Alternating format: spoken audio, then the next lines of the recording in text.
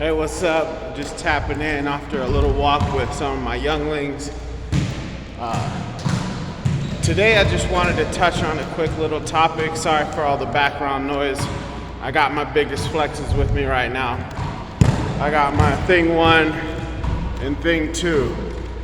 You know what I'm saying? These are probably hands down my greatest blessings that I've had throughout my life. And work really hard to be available around and have this kind of time. So in the midst of that, I just wanted to touch on a weird kind of subject. My experience with depression and the time that I had to immerse myself in it. So I just lost a job, but I had enough money saved up so where I didn't necessarily have to worry about my expenses for a little while. So I had the time to really sit in my feelings.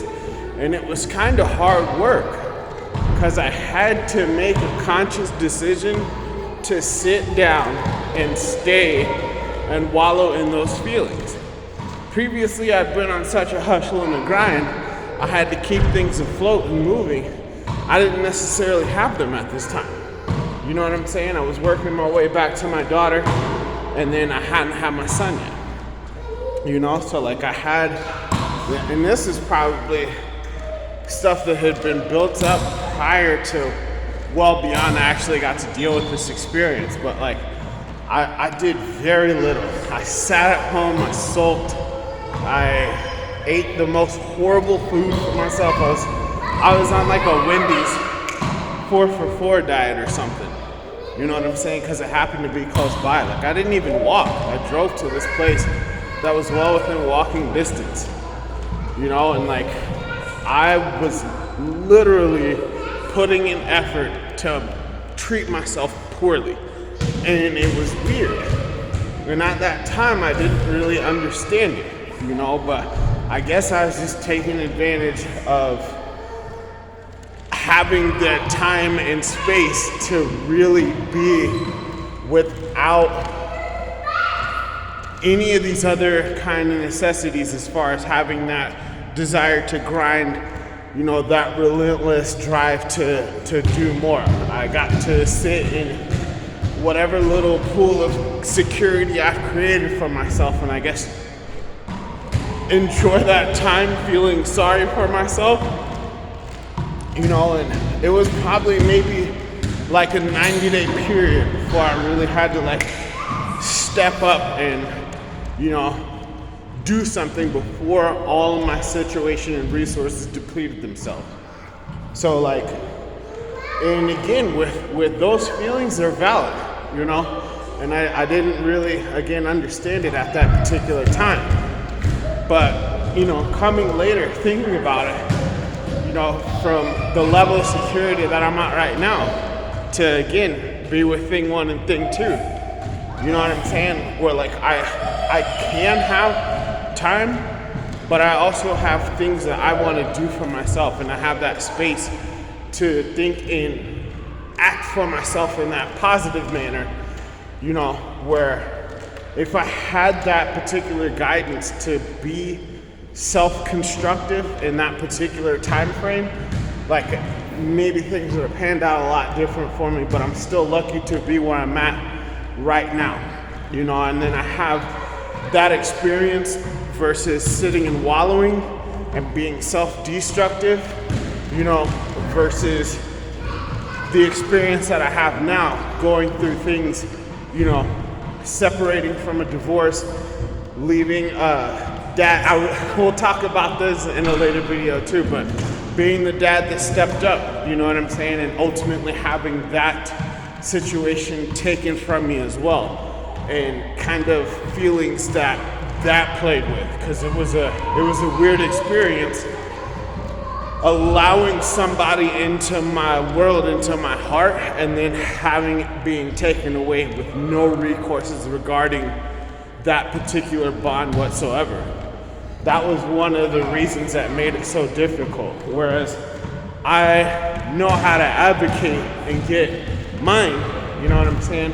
But for this other child that I had been there with for, this 7-year time period, like I had no recourse on pursuing that bond. So I kind of had to kill things like that off, and it was a major mourning experience. But through that, again, I had self-constructive tendencies built in my mindset, again, from having gone through that self-destructive period.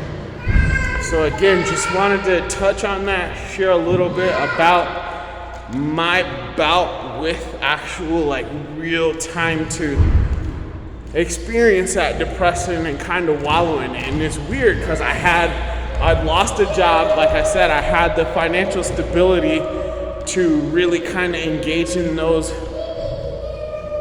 dark mindsets, I guess. I sat in the dark, it was weird. I sat at home in my apartment in the dark, I really didn't do much of anything. I was just kind of being a baby for for kind of a lack of a better term. I was being a little bit of a baby for a 90-day period, dude. And it was crazy because, again, if I didn't have the particular security built up to engage in that, maybe I wouldn't even ever had that. But it was an experience. It was a weird experience to have, and then again, looking back versus where I'm at right now, I'm glad that I've built up, again, self-constructive behaviors that will continue to allow me to flourish throughout my states. It's not to say that nothing's bad has ever happened again. Remember, I went through one of the weirdest situations with my particular divorce. You know what I'm saying? And I worked out I worked out through the crying. I wrote through the crying because I had spent some time, locked up. If you looked at my 214 days video, I spent some time locked up. So I worked out through the crying. I wrote through the crying. I communicated my way through those particular bad feelings because I didn't want to go back to that space where I allowed myself to be at previously. I would never want to do that again. And again, I was even lucky enough to be able to have that experience.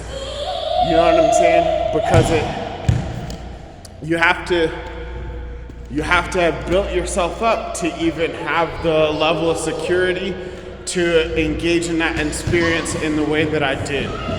You know what I'm saying? So shout out to everybody out there dealing with those things. Again, I was just being aware of what resources I had, and I took that time to kind of deal with a lot of things that I hadn't coped with, I guess, and chose to move my way forward because I didn't want to allow my situation to get worse. I never wanted to be homeless, though I did go homeless at some point. It was a conscious choice to help a family member. We'll talk about that one later as well. I'm gonna get back to thing 1 and thing 2 though. I appreciate you guys. Sorry about the background noise. I understand if you're not gonna listen the whole way through, but just wanted to share that. And then, I'll be in touch with all of you. I hope you're all doing well. Stay on the train and keep conducting yourself in that manner so that you can be an established wager and continue to work your way forward, because life's going to continue to get better for you if you're building on those constructive habits. Good luck to all of you. Wages out.